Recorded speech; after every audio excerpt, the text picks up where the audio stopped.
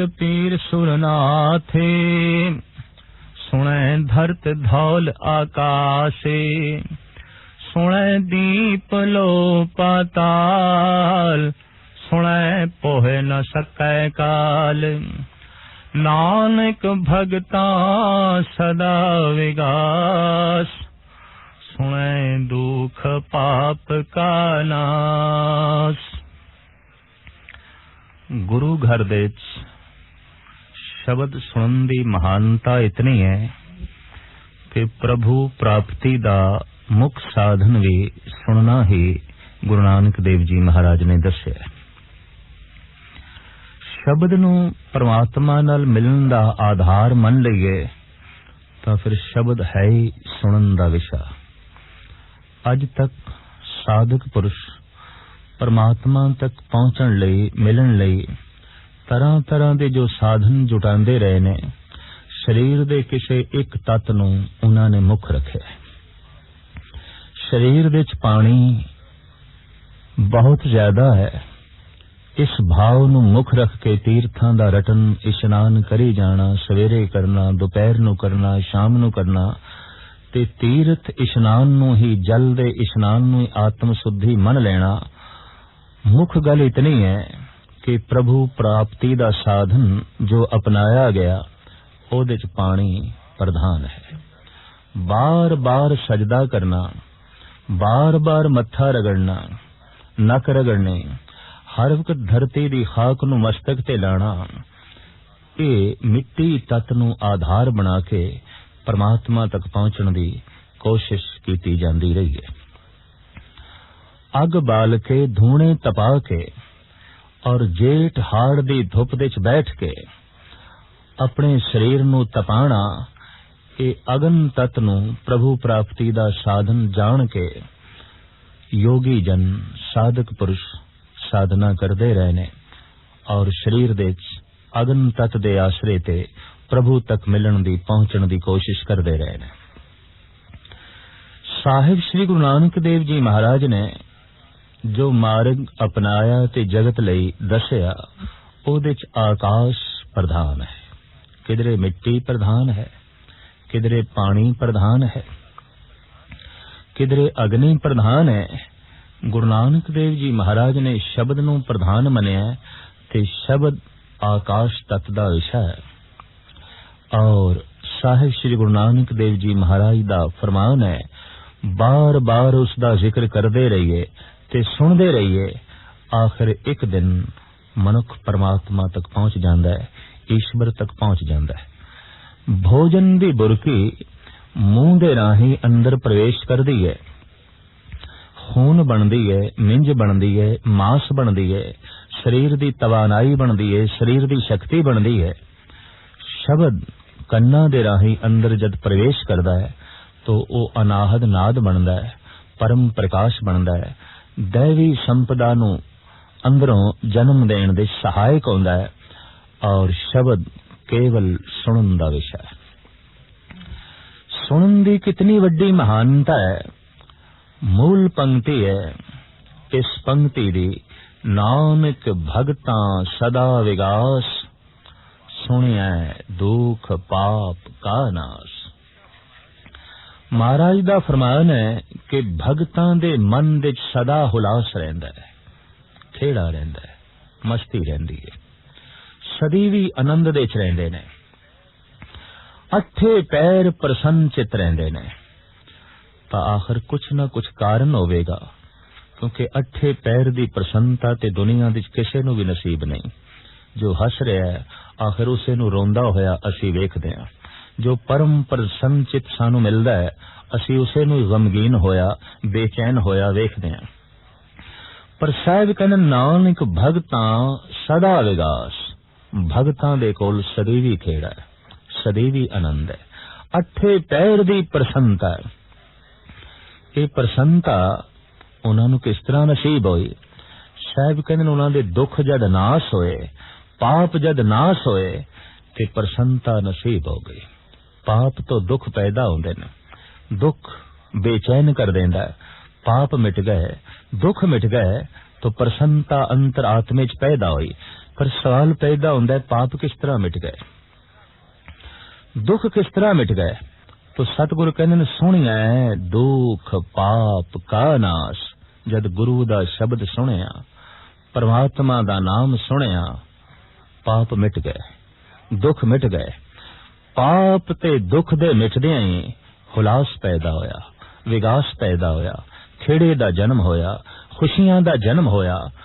तो नाद नू सुनना, गुरशब्द नू सुनना, प्रभु नाम दा उचारण करके ओनू सुनना, सुनन दे नाल ही दुखां दा नाश हो जांदा है, पापां दा नाश हो जांदा है, बशर्ते सुनन दी जाच किसे नू आ जाए।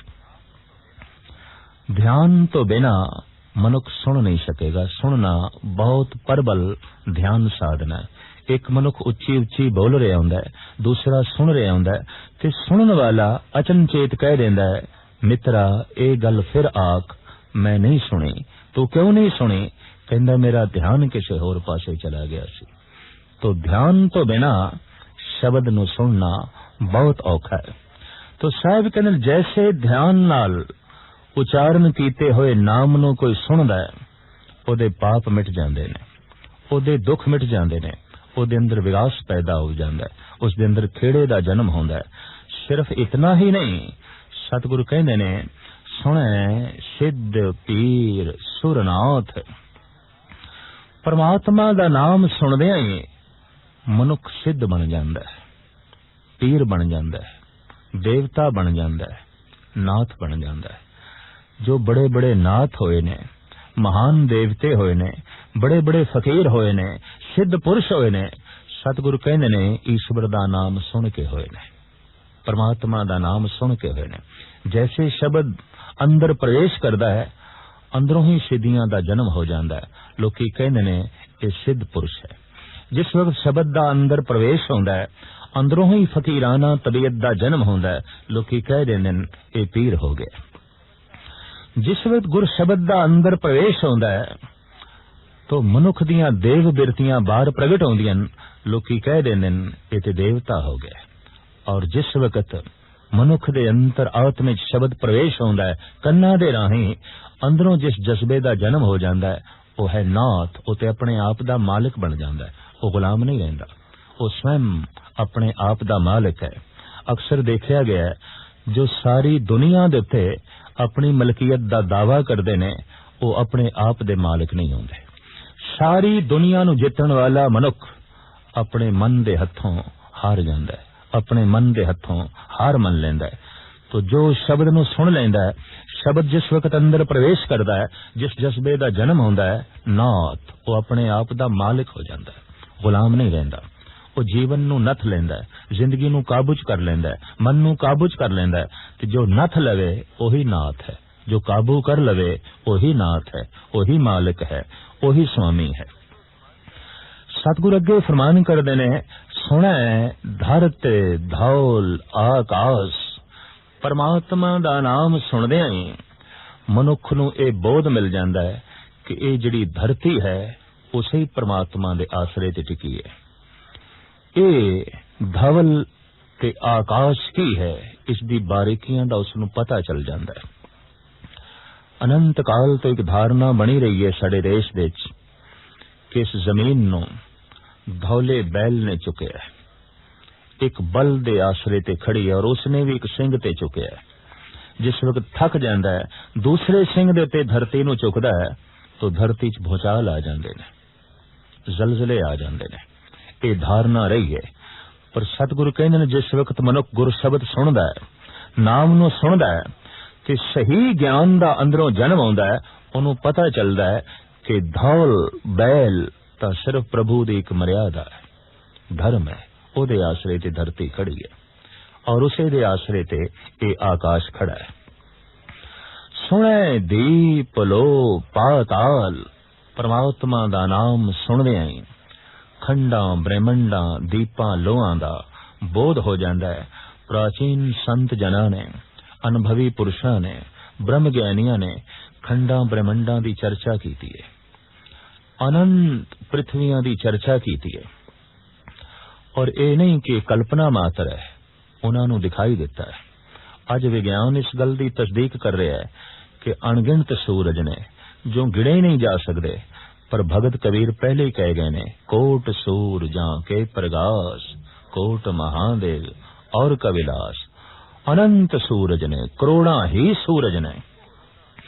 कबीर कोल किसी ने पूछया कि थानू करोड़ा सूरज दिखाई देंदे ने, अणगिणत पृथ्वियां दिखाई देंदियां ने, बेशुमार धरतियां दा थानू बोध है, ये किस तरह हो गया? ये सब कुछ थानू किस तरह दिखाई दे रहा है? तो कबीर ने एक जांच दसी, अगर कोई अपना लवे तो उसनों भी ये सब कुछ दिखाई देवेगा। कहो कबीर जानेगा सोई, इस भेद नू वो जान लवेगा। किन्ने सूरज ने, किन्नियां धरतियां ने, धरती नू किसने चुकिया है, आकाश किस आसरे ते घड़ा है, इस सारे भेद नू ओ जान लवेगा। कहो कबीर जानेगा सोई, हिरदे राम मुख रामे होई। रसना ते राम है, हिरदे विच राम है, तो धरती दे भेद दा पता चल जाना है, आकाश दे भेद दा पता चल जाना है। और धौला की है, वास्तविक एक धर्म है, प्रभु दी बनाई हुई मर्यादा है, जिस आश्रे ते ग्रह नक्षत्र पृथ्वियां खड़ियां ने। सुने दीप लो पाताल, सुनदे अनेकां खंडां ब्रह्मंडां दीपां लोहां दा ज्ञान मिल जांदा है। सुने पोहे न सकै काल, सब तो परबल भय मनुख दे अंदर मौत दा है। नाम नू सुनदियां ही, शब्द नू सुनदियां ही, ते जैसे शब्द अंतर आत्मे च प्रवेश करदा है, निर्भय बिरतियां दा अंदरों जन्म हो जांदा है। उस मनुख दे अंदर मौत दा भय नहीं रहिंदा, उस मनुख दे अंदर मौत दा डर नहीं रहिंदा। जो जगत मौत तो डरिया होया है, महज इस वास्ते शब्द दा अंदर प्रवेश नहीं होया। भगत कबीर दा कहना है कि जिस मरने ते जग डरे, मेरे मन आनंद, मरने ही ते पाइए पूरन परमानंद। सुने पो न सके काल, नाम नू सुनदे ही मौत दा डर, काल दा डर पहुंच ही नहीं सकता। वो मनुख निर्भय होके जींदा है, उसनू अमृत तत्व की प्राप्ति हो जाती है। ऐसा मनुख है सदा विगास विच रहिंदा है। नानक भगतां सदा विगास, क्यों?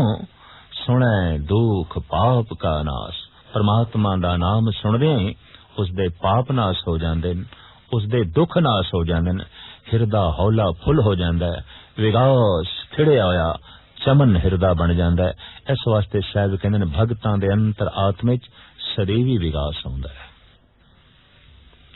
सुने ईसर बर्मा इंदे, सुने मोक्ष सलाहन मंदे, सुने जोग जुगत तनु भेद, सुने शास्त्र सिमरत वेद।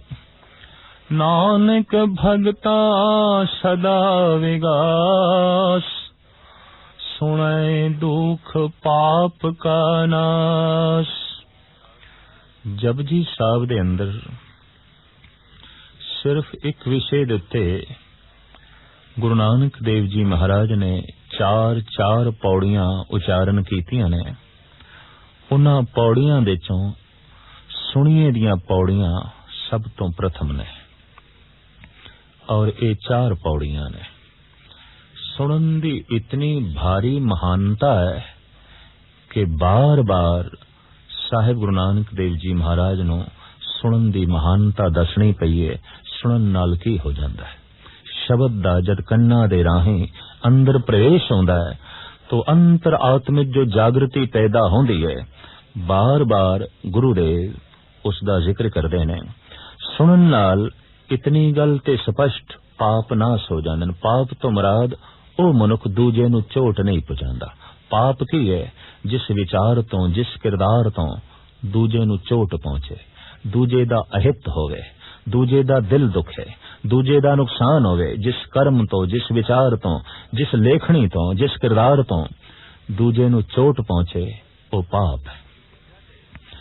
ते जद दूजे नूं कोई चोट पहुंचांदा है तो पलट के चोट वापस आउंदी है। ये जगत दा नियम है, ये ईश्वरी विधान है।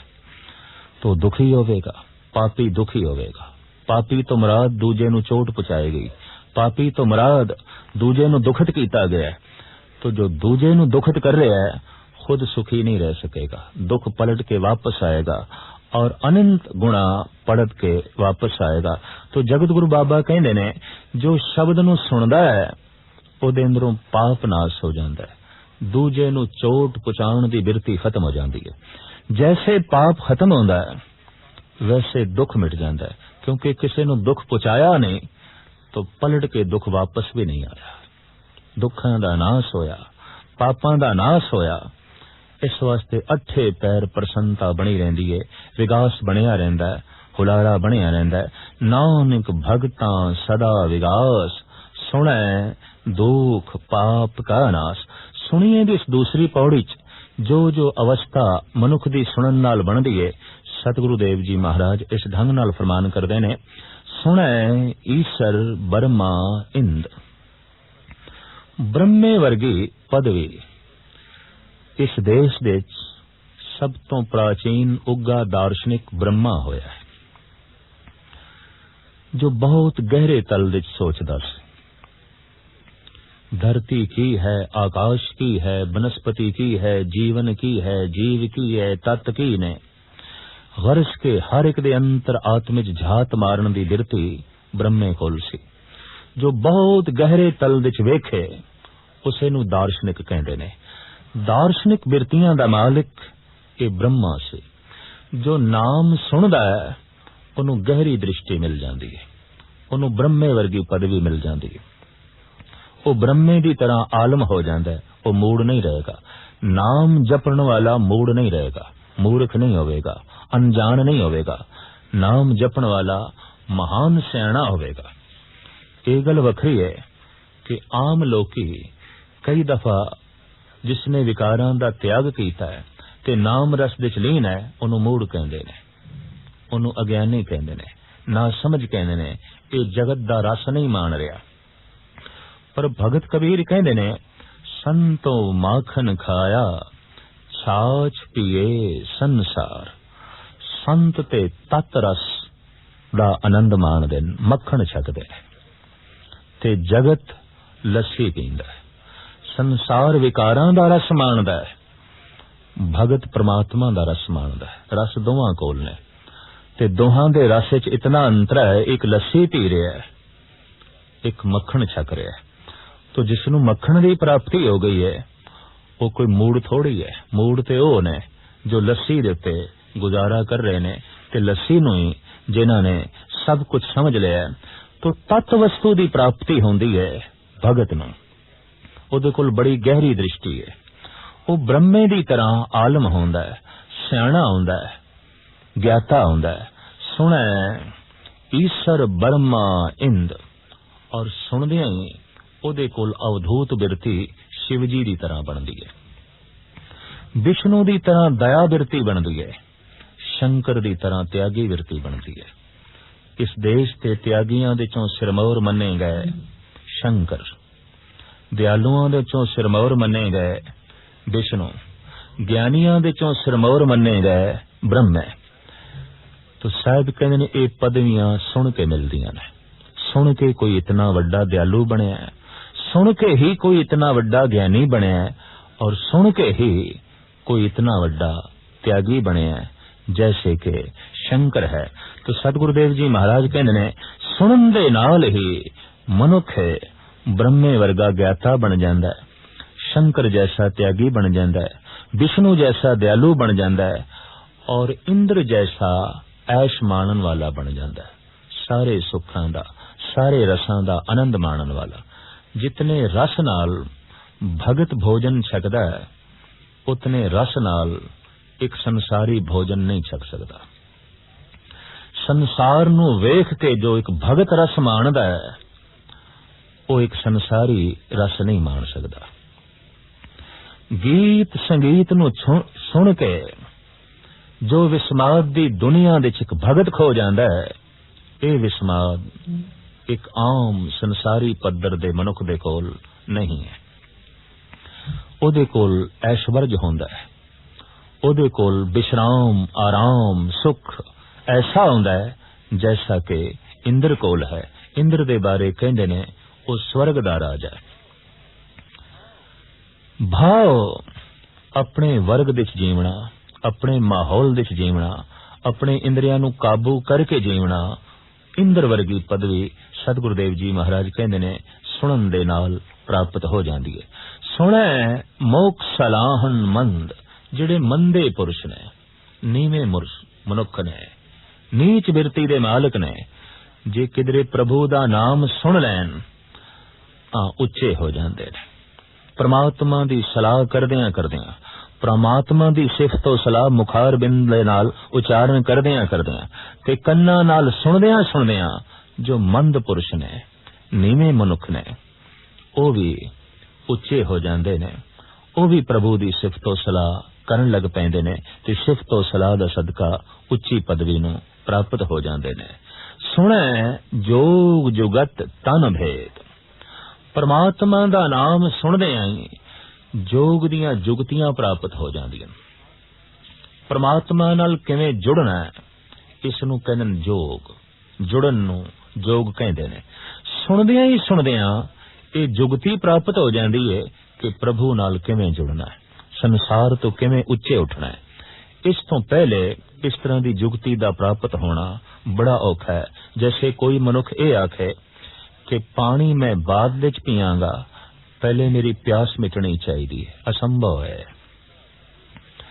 कोई ऐसा आखे कि भोजन मैं बाद विच छकांगा, पहले मेरी भुख मिटनी चाहिए। अखां मैं बाद विच खोलांगा, पहले मैनू प्रकाश दिसना चाहिए, असंभव है। प्रकाश देखण लई अख पहले खोलनी पैगी, भुख मिटाण लई भोजन पहले छकना पेगा, प्यास खत्म करन लई पानी पहले पीना पेगा। हू बहु जोग दियां जुगतियां प्राप्त करन लई, प्रभु नाल जुड़न दी जुगती प्राप्त करन लई प्रभु दा नाम पहले सुनना पेगा, रसना नाल उचारण करके उसदे नाम नूं सुनना पेगा। सुनदियां ही सुनदियां जुगती प्राप्त हो जाती है। सुनना ही चलना है प्रभु दे मार्ग ते, और जो चलदा है वो पहुंच जाता है। ते प्रभु दे मार्ग ते चूंकि सुरत नहीं चलना है तो सुरत ध्यान शब्द दे आसरे ते ही चलेगी, ते शब्द सुनन दा विषय। सुने मोक्ष सलाहन मंद, सुने जोग जुगत तन भेद। सुनदे ही जोग दियां जुगतियां प्राप्त हो जांदियां और तन दे भेद दा पता चल जाता है। भोजन केड़ा पच सकदा है, किन्ना क पच सकदा है, पच के किवें रस बनदा है, और रस शरीर दे किहड़े किहड़े अंग नूं किस ढंग नाल पहुंचदा है, शरीर दे विकारां दा जन्म किस ढंग नाल आउंदा है, किहड़े किहड़े भोजन तो हुंदा है, किहड़े किहड़े माहौल दे च आउंदा है। इस तरीके दे नाल तन दे होर गुज्जे भेद बीमारियां दा जन्म किवें हुंदा है और क्यों हुंदा है, इन्हां दा समाधान की है, इन्हां दा इलाज की है। आदि काल तो देखा गया है कि जैसा शरीर दा ज्ञान ऋषि मुनियां दे कोल सी, अजोके वड्डे ते वड्डे डॉक्टर कोल भी नहीं है। जो शरीर दी गहराई दे बहुत गहरे उतर के शरीर दा भेद जोगी जन दस सके ने, वो ते अज दी साइंस भी नहीं दस सकी। और हैरान ने अजोके मनुख कि कोई आला नहीं सी, कोई इस तरह के उपकरण नहीं सन, ते शरीर दीयां इतनियां बारीकियां दा जिक्र वैदिक ग्रंथां विच मौजूद है। जड़ी बूटियां दा जो रस ते उन्हां दा सुभाव अज तो हजारां साल पहले दसिया गया है, अजोकी साइंस भी ओही कुछ दस रही है। आखिर ये भेद किस तरह मिलिया, ये ज्ञान किस तरह मिलिया? साहब कहंदे परमात्मा दा नाम सुनदियां ही जिथे जुड़न दी जुगती मिल जाती है परमात्मा नाल, उत्थे तन दे भेद दा भी पता चल जाता है, एक एक नाड़ी दा पता चल जाता है। तमाम नाड़ियां दी गिनती बकायदा वैदिक ग्रंथां विच मौजूद है। एक एक नाड़ी दी अहमियत की है, इस तरह दा ज्ञान भी मौजूद है। और भगत नामदेव जी महाराज दा फरमान है कि जैसे कोई परमात्मा दा नाम सुनदा है ते नाम अंतरात्मे विच वसदा है, फिर नसां विच निरा खून गर्दिश नहीं करदा, अमृत गर्दिश करदा है। 10 बैरागन मोहे बस कीनी, पंचों का मिटनाओ, 70 दोए भरे अमृतसर, बिख को मार कढाओ। शरीर विच मोटियां नाड़ियां भगत नामदेव जी महाराज के कथन अनुसार 72 ने, ਤੇ ਆਪ ਕਹਿੰਦੇ ਨੇ ਨਾ 72 ਨਾੜੀਆਂ ਵਿੱਚ ਹੁਣ ਖੂਨ ਨਹੀਂ ਗਰਦਿਸ਼ ਕਰ ਰਿਹਾ, ਅੰਮ੍ਰਿਤ ਗਰਦਿਸ਼ ਕਰ ਰਿਹਾ। ਇੰਨਾ ਖੂਨ ਪਾਵਨ ਹੋ ਗਿਆ। ਐਸਾ ਖੂਨ ਜੇ ਕਿਧਰੇ ਉਛਾਲ ਵਿੱਚ ਆ ਜਾਏ ਜਗਤ ਵਿੱਚ ਕ੍ਰਾਂਤੀ ਹੋ ਜਾਂਦੀ ਹੈ। ਐਸਾ ਖੂਨ ਜੇ ਕਿਧਰੇ ਡੁੱਲ ਜਾਏ ਉਸ ਥਾਂ ਤੇ ਸ਼ਹੀਦੀ ਅਸਥਾਨ ਤੀਰਥ ਬਣ ਜਾਂਦਾ ਹੈ। ਖੂਨ ਤੇ ਰੋਜ਼ ਡੁੱਲਦੇ ਨੇ, ਕੁਛ ਵੀ ਨਹੀਂ ਹੁੰਦਾ, ਪਰ ਜੋ ਖੂਨ ਅੰਮ੍ਰਿਤ ਬਣ ਗਿਆ ਅਗਰ ਉਸ ਵਿੱਚ ਉਛਾਲ ਆ ਗਿਆ ਤਾਂ ਕ੍ਰਾਂਤੀ ਆ ਜਾਏਗੀ। ਜੇ ਕਿਸੇ ਨੇ ਡੋਲ ਦਿੱਤਾ ਹੈ ਤਾਂ ਉੱਥੇ ਉਹ ਤੀਰਥ ਬਣੇਗਾ ਜੋ ਸਦੀਆਂ ਤੱਕ ਮਨੁੱਖ ਨੂੰ ਪਾਵਨ ਕਰਦਾ ਰਹੇਗਾ ਔਰ ਪ੍ਰਮਾਤਮਾ ਨਾਲ ਜੁੜਨ ਦੀ ਪ੍ਰੇਰਨਾ ਕਰਦਾ ਰਹੇਗਾ। ਮਹਾਪੁਰਸ਼ ਦੇ ਖੂਨ ਦੇ ਅੰਦਰ ਇਤਨੀ ਪਵਿੱਤਰਤਾ ਹੁੰਦੀ ਹੈ। ਇਹ ਸਭ ਕੁਝ ਪ੍ਰਮਾਤਮਾ ਦਾ ਨਾਮ ਸੁਣਦਿਆਂ ਔਰ ਉਹਦੇ ਨਾਲ ਜੁੜਨ ਦੀ ਜੁਗਤੀ ਪ੍ਰਾਪਤ ਹੁੰਦਿਆਂ ਹੀ ਤਨ ਦੇ ਭੇਦ ਦਾ ਪਤਾ ਚੱਲ ਜਾਂਦਾ ਹੈ। ਤਨ ਦੀ ਗਹਿਰਾਈ ਵਿੱਚ ਝਾਤ ਮਾਰ ਕੇ ਉਸ ਦੀਆਂ ਬਾਰੀਕੀਆਂ ਦਾ ਪਤਾ ਚੱਲ ਜਾਂਦਾ ਹੈ। ਸਾਹਿਬ ਕਹਿੰਦੇ ਨੇ ਇਸ ਤਰੀਕੇ ਨਾਲ ਭਗਤਾਂ ਦੇ ਅੰਦਰ ਸਦੀਵੀ ਹੁਲਾਸ ਬਣਿਆ ਰਹਿੰਦਾ ਹੈ। ਨਾਨਕ ਭਗਤਾਂ ਸਦਾ ਵਿਗਾਸ, ਕਿਉਂ ਸੁਣਿਆ ਦੁੱਖ ਪਾਪ ਕਾ ਨਾਸ। ਪਰਮਾਤਮਾ ਦਾ ਨਾਮ ਸੁਣਦਿਆਂ ਹੀ ਉਹਨਾਂ ਦੇ ਪਾਪ ਨਾਸ਼ ਹੋ ਜਾਂਦੇ ਨੇ, ਦੁੱਖ ਨਾਸ਼ ਹੋ ਜਾਂਦੇ ਨੇ। ਇਸ ਵਾਸਤੇ ਸਦੀਵੀ ਪ੍ਰਸੰਨਤਾ ਵਿੱਚ ਵਿਗਾਸ ਵਿੱਚ ਭਗਤ ਜਨ ਰਹਿੰਦੇ ਨੇ।